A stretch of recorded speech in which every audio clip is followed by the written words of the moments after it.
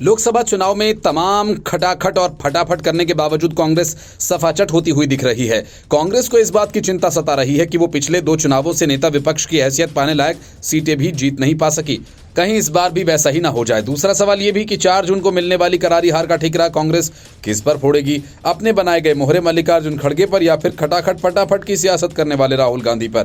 प्रचार के दौरान राहुल कांग्रेस के बड़े चेहरा थे और मतदान खत्म होते होते खड़गे ने राहुल गांधी को पीएम पद का उम्मीदवार तक घोषित कर दिया। लेकिन एग्जिट पोल के नतीजों से खुद साफ हो गया, देश में एक बार फिर पीएम मोदी की लहर है और विपक्षी खेमा पूरी तरह से तबाह हो गया। कई एग्जिट पोल में तो बीजेपी का 400 पार वाला नारा भी सही साबित होता दिख रहा है। कांग्रेस और इंडी गठबंधन की तबाही के बाद आचार्य प्रमोद कृष्णम ने राहुल गांधी पर तंज कसा। उन्होंने कहा कि ये गुफा की तलाश में जुटे हैं। Acharya Pramod Krishnam social media platform x पर लिखते हैं कि 4 जून की शाम को शहजादे भी साधना करने जाएंगे। गुफा की तलाश जारी है।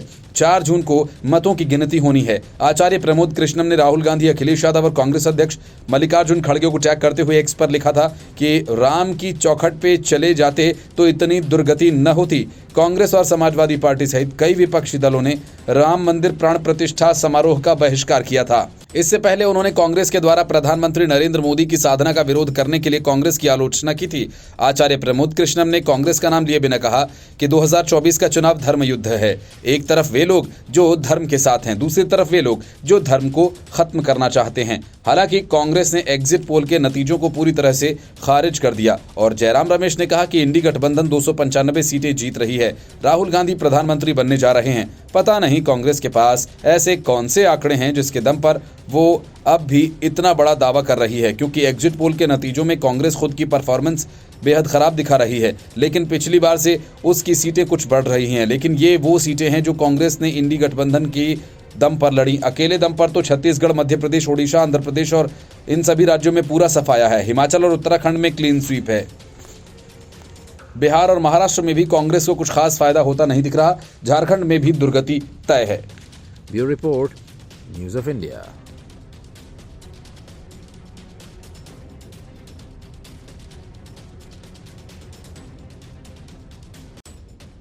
आम आदमी पार्टी का चुनाव में बंटाधार करने के बाद अरविंद केजरीवाल 2 जून की रोटी तोड़ने तिहाड़ के लिए निकले। पूरी नौटंकी के साथ सुप्रीम कोर्ट से मिले 21 दिन की राहत के बाद रविवार को सरेंडर करना है। जेल जाने से पहले केजरीवाल सुप्रीम कोर्ट का आभार जता रहे हैं। सोशल मीडिया पर केजरीवाल को लेकर तरह तरह की टिप्पणियां शुरू हो गई। ऐसे में किसी ने केजरीवाल को सलाह दे डाली कि अब की बार इंसुलिन साथ लेकर जाएं, लजीज व्यंजनों से भरा टिफिन साथ ले जाने की सलाह दी। लेकिन इस पूरे मामले पर बाबू भैया यानी परेश रावल ने केजरीवाल पर तीखा व्यंग किया। परेश रावल ने कहा कि साथ में ब्रश जरूर ले जाएं। भाजपा नेता परेश रावल ने एक्स पर लिखा कि अरविंद जी, आशा है कि आपने अपना बैग पैक कर लिया होगा। टूथ ब्रश ले जाना मत भूलिएगा, क्योंकि ये जरूरी है कि आप अपना मुंह साफ रखें। दरअसल हेरा फेरी, फिर से हेरा फेरी फिल्म में परेश रावल ने बाबू भैया का किरदार निभाया था। यूं तो इस फिल्म को कई साल हो गए, लेकिन बाबू भैया के किरदार से जुड़े मीम्स अक्सर वायरल होते हैं। माना जा रहा है कि परेश रावल ने केजरीवाल को ब्रश साथ ले जाने की सलाह इसलिए दी क्योंकि केजरीवाल की जुबान तिहाड़ जाने के बाद से बेहद कड़वी हो गई है और वे पीएम मोदी पर व्यक्तिगत हमले करने से बाज नहीं आते। नतीजा ये हुआ कि एग्जिट पोल के नतीजों में आम आदमी पार्टी का खाता तक नहीं खुल रहा। अरविंद केजरीवाल तिहाड़ वापस जाने से बचने के लिए तरह तरह के बहाने बना रहे हैं, लेकिन उनकी दाल गली नहीं। सरेंडर करने का ही रास्ता उनके पास है। सरेंडर करने के लिए निकले। पहले तो केजरीवाल ने राजघाट जाकर महात्मा गांधी को श्रद्धांजलि दी, हनुमान जी का आशीर्वाद लेने कनॉट प्लेस पहुंचे, फिर पार्टी ऑफिस जाकर कार्यकर्ताओं और नेताओं से मिले। चुनाव प्रचार के लिए 3 हफ्ते की अस्थायी जमानत खत्म होने के साथ ही दिल्ली के मुख्यमंत्री अरविंद केजरीवाल वापस तिहाड़ चले गए, क्योंकि अदालत ने चिकित्सा आधार पर अंतरिम जमानत मांगने की उनकी याचिका को अपना आदेश 5 जून तक के लिए टाल दिया है। दरअसल केजरीवाल के लोकसभा चुनाव में प्रचार के लिए उच्चतम न्यायालय द्वारा 10 मई तक की अंतरिम जमानत 1 जून तक के लिए थी और उन्हें जेल से रिहा किया गया था। मुख्यमंत्री ने पहले कथित आबकारी नीति घोटाला से जुड़े धन शोधन मामले में दी गई अंतरिम जमानत को 7 दिन के लिए बढ़ाने की मांग करते हुए उच्चतम न्यायालय का रुख किया था। हालांकि शीर्ष अदालत की रजिस्ट्री ने उनकी याचिका को तत्काल सूचीबद्ध करने से इनकार कर दिया और इस याचिका में केजरीवाल ने गुहार लगाई थी कि उन्हें चिकित्सा परीक्षण कराने के लिए समय चाहिए, क्योंकि उनका वजन कम हो रहा है और कीटोन का स्तर उच्च है। इस मामले में केजरीवाल ने अपना वजन 7 किलो कम होने का दावा किया था, लेकिन केजरीवाल का यह दावा झूठा निकला। ईडी ने कोर्ट में केजरीवाल के वकील की दलीलों की धज्जियां उड़ा दी और पूछा कि जब वे इतना चुनाव प्रचार कर रहे हैं तो साफ है कि वे पूरी तरह से फिट हैं। ईडी ने यह भी कहा कि केजरीवाल का चेकअप एम्स में कराएं, जो जरूरी टेस्ट होगा वो कराया जाएगा। Bureau report, news of India.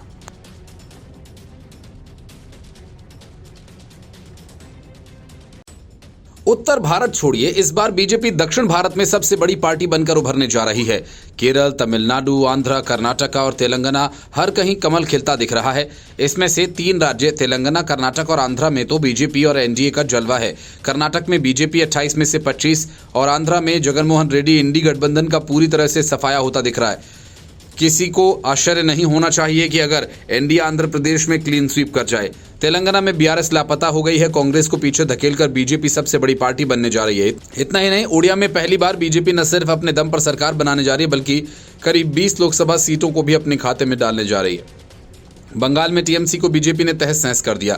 मतलब कि बीजेपी ने इस बार सिर्फ कांग्रेस ही नहीं बल्कि क्षेत्रीय दलों को भी करारी शिकस्त दे दी, जिनके बारे में कहा जाता था कि ये छोटी पार्टियां बीजेपी का रास्ता रोक सकती हैं। ममता बनर्जी की ये बात कई बार सामने आ चुकी है कि वो ही बीजेपी से लड़ रही है और हरा रही है, लेकिन एग्जिट पोल के नतीजों ने अब तक उस धारणा को बदल कर रख दिया। एग्जिट पोल में सबसे गौर करने वाली बात यह कि बीजेपी न केवल कांग्रेस का पत्ता साफ करती दिख रही है, बल्कि क्षेत्रीय दलों की जमीन पर भी परचम लहरा रही है। ऐसा माना जाता है कि बीजेपी ने पछाड़ने में कामयाब हो जाएगी। बीजेपी इस मिथक को तोड़ती हुई दिख रही है, क्योंकि एग्जिट पोल में बीजेपी ओडिशा, पश्चिम बंगाल, आंध्र प्रदेश, तेलंगाना, दिल्ली और पंजाब में क्षेत्रीय दलों को पछाड़ती दिख रही है। सबसे ज्यादा हैरान करने वाला बंगाल का एग्जिट पोल है। इस एग्जिट पोल में कहानी उलटती दिख रही है। बंगाल में शानदार प्रदर्शन बीजेपी का, 32 सीटें जीत सकती है। ओडिशा में क्षेत्रीय पार्टी का ही दबदबा है। ओडिशा में कई दशकों से बीजेडी की सरकार है। विधानसभा के साथ लोकसभा चुनाव में भी बीजेडी आगे रही थी, लेकिन इस बार के लोकसभा चुनाव में एग्जिट पोल में बीजेपी ओडिशा में बेहतरीन प्रदर्शन करती दिख रही है। ओडिशा की 21 सीटों में से बीजेपी को 18 से 20 सीटें मिलती दिख रही हैं। उत्तर भारत के राज्यों के साथ दक्षिण भारत में भी भगवा रंग चढ़ता दिख रहा है। सबसे ज्यादा आंध्र प्रदेश के एग्जिट पोल चौंका रहे हैं। कई एग्जिट पोल में आंध्र प्रदेश की 23 में से 23 सीटों पर एनडीए गठबंधन जीत सकता है, मतलब क्लीन स्वीप। बीजेपी ने टीडीपी के साथ मिलकर चुनाव लड़ा था और यहां भी उड़िया की तरह कांग्रेस का खाता नहीं खुलता दिख रहा। तेलंगाना में कांग्रेस ने हाल ही में अपनी सरकार बनाई, लेकिन बीजेपी ने कुछ महीनों के अंदर ही खेल पलट दिया। तेलंगाना में बीजेपी सबसे बड़ी पार्टी बनकर उभर रही है, जबकि केसीआर की पार्टी बीआरएस का खाता भी नहीं खुल रहा। केसीआर ने अपनी पार्टी का नाम टीआरएस से बदलकर बीआरएस कर दिया। लगता है कि उनका भी वही हाल हुआ जो एनटी रामाराव का हुआ। उन्होंने भी तेलुगु देशम का नाम बदलकर भारत देशम कर दिया था, तब उनको तगड़ा झटका लगा था। लगता है वैसा ही हाल केसीआर का हो गया है। Bureau report, news of India.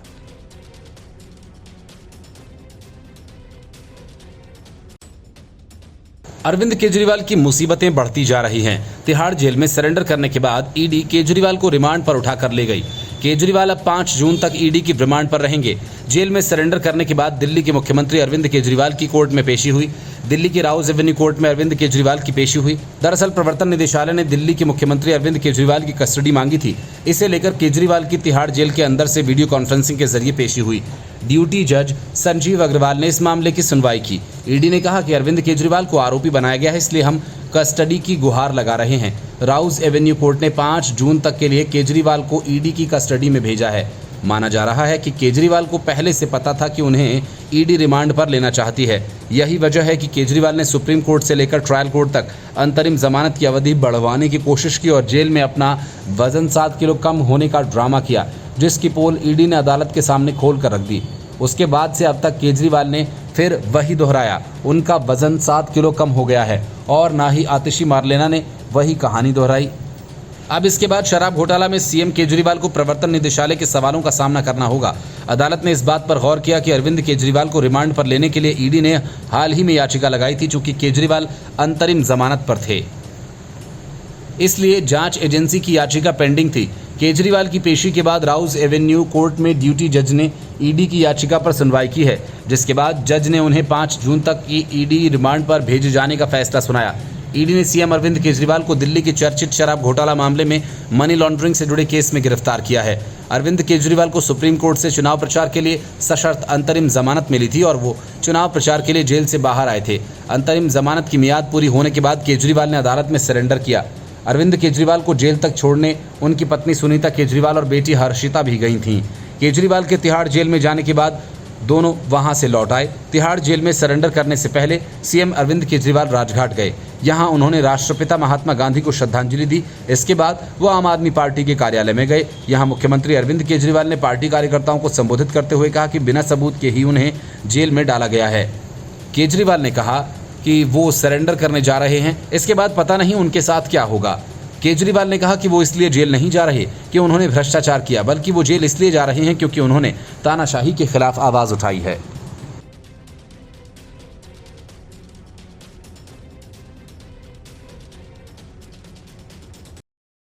Tihar jail में वापस जाने से बचने के लिए अरविंद केजरीवाल ने हर किस्म के हथकंडे अपनाए, लेकिन अदालतों ने उन्हें कोई राहत नहीं दी तो थक हार कर तिहाड़ जेल में सरेंडर कराए। लेकिन जाने से पहले केजरीवाल ने खूब तमाशा किया।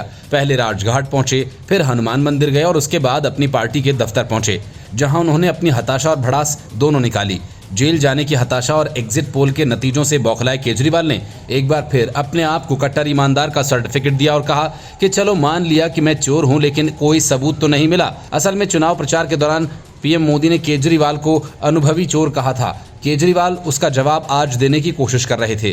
तिहाड़ जाने से पहले अपनी पार्टी के कार्यकर्ताओं को संबोधित करते हुए केजरीवाल ने कहा कि उन्हें फर्जी केस में फंसाकर जेल में डाला गया है। केजरीवाल ने कहा कि चलो मान लिया अनुभवी चोर हूं, तुम्हारे पास सबूत तो नहीं। केजरीवाल ने कहा कि मेरे खिलाफ सबूत नहीं है, बिना रिकवरी के जेल में डाल दिया गया है। यही तो तानाशाही है, जिसका मन करेगा उसे जेल में डाल दिया जाएगा। इस किस्म की तानाशाही अपने देश को बर्दाश्त नहीं है। मैं तानाशाही के खिलाफ लड़ रहा हूं। हम भगत सिंह के चेले हैं। दिल्ली के सीएम अरविंद केजरीवाल ने कहा कि सुप्रीम कोर्ट ने मुझे चुनाव प्रचार के लिए 21 दिन की जमानत दी थी, लेकिन मैं सुप्रीम कोर्ट को धन्यवाद देना चाहता हूं। आज मैं फिर तिहाड़ जेल जा रहा हूं। मैंने इन 21 दिनों में से 1 मिनट भी बर्बाद नहीं किया। मैंने सिर्फ आम आदमी पार्टी के लिए काम ही नहीं किया, बल्कि विभिन्न पार्टियों के लिए प्रचार किया। मुंबई, हरियाणा, यूपी, झारखंड गया। आम आदमी पार्टी महत्वपूर्ण नहीं है, हमारे लिए देश महत्वपूर्ण है। मैं दिल्ली की जनता से कहना चाहता हूं कि मैं दोबारा जेल जा रहा हूं, इसलिए नहीं कि मैंने कोई घोटाला किया है, बल्कि इसलिए कि मैंने तानाशाही के खिलाफ आवाज़ उठाई है। पीएम मोदी ने देश के सामने ये स्वीकार कर लिया कि उनके पास मेरे खिलाफ कोई सबूत नहीं है। शराब घोटाला मामले में आरोपी अरविंद केजरीवाल ने तिहाड़ जेल में जाने से पहले कहा कि इस बार जेल जा रहा हूं तो पता नहीं ये लोग क्या करेंगे मेरे साथ। मेरे शरीर का एक एक कतरा देश के लिए है। मैं अभी राजघाट गया था, महात्मा गांधी की समाधि पर हमने श्रद्धांजलि दी। वो हमारे प्रेरणा स्रोत हैं। उन्होंने तानाशाही के खिलाफ लड़ाई लड़ी थी। एग्जिट पोल को लेकर अरविंद केजरीवाल ने कहा कि 4 तारीख को भी मंगलवार है, बजरंगबली हमारा भला करेंगे, इनका नाश करेंगे। केजरीवाल ने कहा कि हमारी दुश्मनी किसी व्यक्ति विशेष से नहीं है, हमारी लड़ाई तानाशाही के खिलाफ है। मैं प्रार्थना करने गया था कि बजरंगबली देश को बचाएंगे। सारे एग्जिट पोल फर्जी हैं, मेरे से लिखवा कर ले लो, सारे एग्जिट पोल फर्जी हैं। एक चैनल वाले ने राजस्थान में 25 सीटों में से 35 सीटें दे दी। इनको मतों की गिनती से 3 दिन पहले फर्जी एग्जिट पोल करने की क्या ज़रूरत है। हालांकि ये टीवी चैनल वाले जब पंजाब और दिल्ली में आम आदमी पार्टी को जीतता हुआ दिखा रहे थे, तब यही केजरीवाल एग्जिट पोल के नतीजों को सही बता रहे थे। अब जब उनकी पार्टी का सुपड़ा साफ होता दिख रहा है तो उनके हिसाब से एग्जिट पोल फर्जी हो गए। कांग्रेस का भी यही हाल है। मैं सारे गठबंधन के साथियों को बोलता हूं, अगर हार भी रहे हैं तो उठ कर न जाएं। वीवीपैट और ईवीएम से मैचिंग कराएं। अगर कहीं पर मैच न करे तो चुनाव रद्द कराएं। अगर आपका उम्मीदवार हार भी रहा है तो भी अंतिम समय तक मतगणना स्थल पर बने रहें। Bureau report, news of India. Arvind Kejriwal मौन है और आम आदमी पार्टी सदमे में। कल तक भोंपू की तरह बज रहे सौरभ भारद्वाज, संजय सिंह, आतिशी मार्लेना के मुंह से बोल नहीं फूट रहे। वजह ये कि एक तो केजरीवाल की तिहाड़ जेल में वापसी और दूसरा दिल्ली में पार्टी का हाल फिर वही नीलबटे सन्नाटा। दिल्ली में सीट जीतने की लालसा इतनी थी कि कांग्रेस के साथ बेमेल गठबंधन किया, लेकिन उसका भी कोई लाभ नहीं हुआ। केजरीवाल गिरफ्तारी को चुनावी मुद्दा बनाते नजर आए। पहले सुनीता केजरीवाल रोड शो कर सहानुभूति की लहर पैदा करने की कोशिश करती रहीं। फिर अचानक केजरीवाल अंतरिम जमानत पर बाहर निकले और आम आदमी पार्टी का असली ड्रामा शुरू हुआ। लेकिन शराब घोटाला मामले में पकड़े गए अरविंद केजरीवाल को दिल्ली की जनता की कोई सहानुभूति नहीं मिली। सहानुभूति तो छोड़िए, जनता इतनी नाराज थी कि केजरीवाल की पार्टी की दिल्ली वालों ने पूरी तरह से सियासी जमीन ही खिसका दी। वही हाल कांग्रेस का रहा। कांग्रेस ने बिहार से हार कर लौट रहे कन्हैया कुमार को मनोज तिवारी के खिलाफ मैदान में उतार दिया और बीजेपी से रिजेक्ट किए गए उदित राज को भी कांग्रेस ने टिकट थमा दिया। लेकिन एग्जिट पोल के नतीजे बता रहे हैं कि दोनों ही बुरी तरह से हार रहे हैं। बीजेपी लगातार तीसरी बार दिल्ली में क्लीन स्वीप करने की स्थिति में है। अगर नतीजे ऐसे ही रहे तो ये बीजेपी के लिए बड़ी बात होगी और फिर सवाल आम आदमी पार्टी के अस्तित्व पर उठ खड़ा होगा, क्योंकि शराब घोटाला मामले में केजरीवाल के साथ आम आदमी पार्टी भी आरोपी है। जाहिर है नतीजों के बाद आम आदमी पार्टी के खिलाफ ईडी की कार्रवाई तेज होगी। इतना ही नहीं, इस महीने सुप्रीम कोर्ट के आदेश के मुताबिक आम आदमी पार्टी को अपना दफ्तर खाली करना है, क्योंकि वो अवैध तरीके से हाईकोर्ट की जमीन पर बनाया गया है। दिल्ली में आम आदमी पार्टी की हार एक मायने में राहुल गांधी की हार से भी बड़ी है। आम आदमी पार्टी ने जेल का जवाब वोट से के नाम से जोरदार कैंपेन चलाया था, लेकिन मोदी मैजिक के सामने ये कैंपेन हवा हो गया। दिल्ली की हार से अरविंद केजरीवाल के राजनीतिक भविष्य पर सवाल उठ रहे हैं और अरविंद केजरीवाल यहां तक कह रहे हैं कि अगर इंडिया ब्लॉक को वोट मिले तो उन्हें वापस जेल नहीं जाना पड़ेगा। लेकिन इस दौरान स्वाति मालीवाल का मामला उठ खड़ा हुआ, जिसमें अरविंद केजरीवाल की रही सही कसर भी निकाल दी। जिस तरह से केजरीवाल विभव कुमार के बचाव में उतरे, विरोध प्रदर्शन किया, शेमिंग करवाई, एडिटेड वीडियो क्लिप वायरल करवाया, आतिशी मारलेना, सौरभ भारद्वाज, ध्रुव राठी सहित स्वाति मालीवाल को बदनाम करने के लिए इन्हें मोर्चे पर लगाया। पूरा का पूरा मामला अरविंद केजरीवाल के खिलाफ चला गया और नतीजों से साफ है कि दिल्ली वालों के द्वारा अब पूरी उम्मीद टूट चुकी है जो केजरीवाल पर थी। अगले साल दिल्ली विधानसभा चुनाव भी होने हैं और नतीजों का असर चुनाव पर दिखेगा, पर लगता नहीं कि तीसरी बार केजरीवाल दिल्ली की सत्ता में वापस आ पाएंगे। Bureau report, news of India.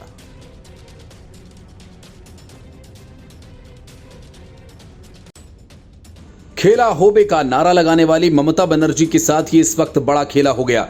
ये खेला किसी और ने नहीं बल्कि शुवेंदु अधिकारी और बंगाल बीजेपी ने कर दिया।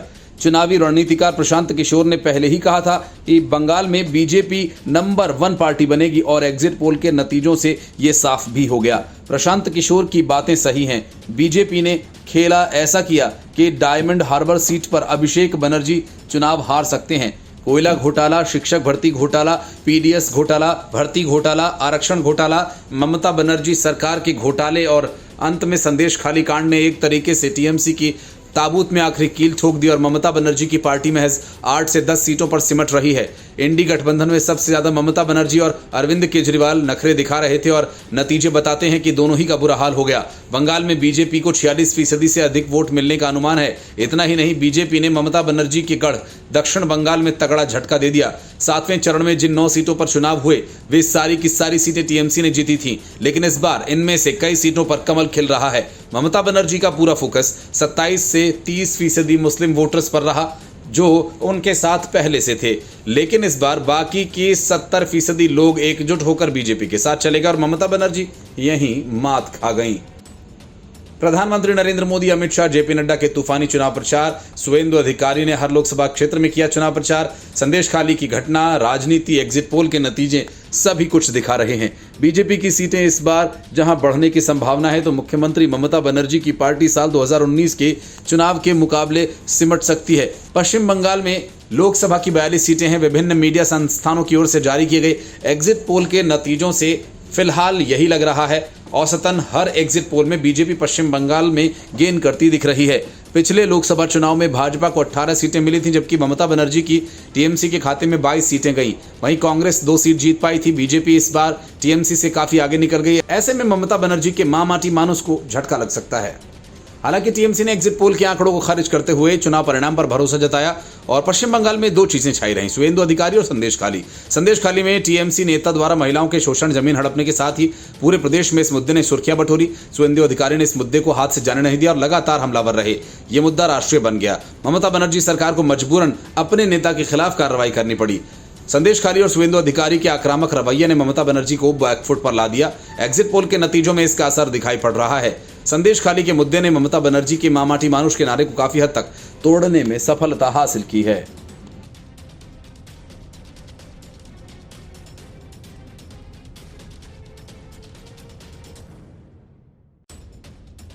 पंजाब छोड़कर आम आदमी पार्टी ने कांग्रेस के साथ गठबंधन किया था। बदले में आम आदमी पार्टी को दिल्ली में 4, गुजरात में 2 और हरियाणा में 1 सीट मिली। आम आदमी पार्टी ने अपने 2 उम्मीदवार असम में भी उतारे। पंजाब में वो अकेले सभी 13 सीटों पर चुनाव लड़ी। बावजूद इसके आम आदमी पार्टी के लिए खाता खोलना भी मुश्किल हो रहा है। अरविंद केजरीवाल शराब घोटाला मामले में पकड़े जाने के बाद अपना आधार करीब करीब खो चुके हैं। एग्जिट पोल के नतीजों से साफ है कि आम आदमी पार्टी इन चुनावों में सबसे बड़ी लूजर बनकर उभर रही है, खास तौर से पंजाब में, जहां काफी बड़े बहुमत से उसने सरकार बनाई। लेकिन हालात यह है कि अगर आम आदमी पार्टी संगरूर की सीट में नहीं जीत पाई तो लोकसभा में उसका खाता तक नहीं खुलने जा रहा। गुजरात में बीजेपी लगातार क्लीन स्वीप करने जा रही है और पंजाब में कांग्रेस वापसी करती दिख रही है, जहां तक कि अकाली दल और बीजेपी भी फायदे में है और घाटे में सिर्फ आम आदमी पार्टी है। पंजाब में बीजेपी को 33% वोट मिलने का अनुमान है, जो अकाली दल से ज़्यादा है। अकाली दल पंजाब में 3 से 4 सीटें जीत सकती है और जबकि बीजेपी को 2 से 4 सीटें मिल सकती हैं। कांग्रेस को 7 से 8 सीटें मिलती दिख रही हैं। अब सवाल ये है कि आखिर ऐसा क्या हुआ कि अरविंद केजरीवाल का सियासी दुकान पर ताला लगाने की नौबत आ गई।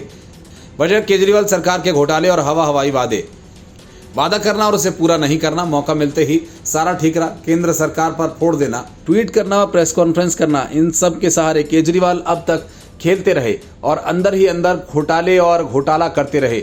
अमित शाह ने चुनाव प्रचार के दौरान कहा था कि केजरीवाल जहां कहीं जाते हैं लोगों को शराब की एक बोतल दिखाई देती है। यही वजह है कि केजरीवाल की खुद की लुटिया तो डूबी ही। वे जहां जहां कांग्रेस का प्रचार करने गए वहां भी कांग्रेस को हरा दिया। दिल्ली में कन्हैया कुमार से लेकर उदित राज तक प्रचार केजरीवाल ने किया, दोनों ही चुनाव हार गए। केजरीवाल चंडीगढ़ में मनीष तिवारी का प्रचार करने पहुंचे, पता चला कि हर चुनाव में सीट बढ़ाने वाले मनीष तिवारी भी चुनाव हार रहे हैं। हरियाणा में आम आदमी पार्टी के सुशील गुप्ता बीजेपी के नवीन जिंदल के हाथों चुनाव हार रहे हैं। असम में भी बीजेपी के हाथों केजरीवाल की पार्टी करारी हार झेलने के करीब है। इस्तीफा दिए बगैर तिहाड़ में बैठने का आइडिया भी केजरीवाल को भारी पड़ेगा। मंत्री का इस्तीफा स्वीकार नहीं हो रहा है। दिल्ली के 8 विभाग ऐसे ही बिना मंत्री के चल रहे हैं, लेकिन इससे न तो केजरीवाल को कोई फर्क पड़ रहा है न ही पार्टी को। असल में केजरीवाल ये बताना चाहते हैं कि उनकी सरकार को बर्खास्त कर दिया जाए ताकि वो फिर से एक बार दिल्ली में सहानुभूति पाने की कोशिश कर सके। हालांकि इस बात तो उसका खेल दिल्ली में पंजाब में फेल हो गया। Bureau Report, News of India.